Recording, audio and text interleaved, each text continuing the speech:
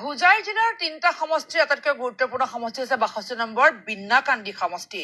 এই সমষ্টিটোত এতিয়া AIDFৰ শক্তি বৃদ্ধি পোৱা বুলি তেওঁলোকে দাবী কৰিছে, কাৰণ সমষ্টিটোত AIDFৰ পৰা বদৰুদ্দিন আজমলক প্ৰাৰ্থিত্ব প্ৰদান কৰা হৈছে। অৰ্থাৎ AIDFৰ সুপ্ৰিমোৱে এবাৰ বিন্নাকান্দিত খেলিব। আজমলৰ প্ৰাৰ্থিত্বৰ পিছতে AIDFত যোগদান শতাধিক আন্দোলন নেতাকৰ্মীৰ। দললৈ উষ্ম আদৰণি AID প্ৰধান বদৰুদ্দিন আজমলৰ। এয়া বিন্নাকান্দিৰ দৃশ্য।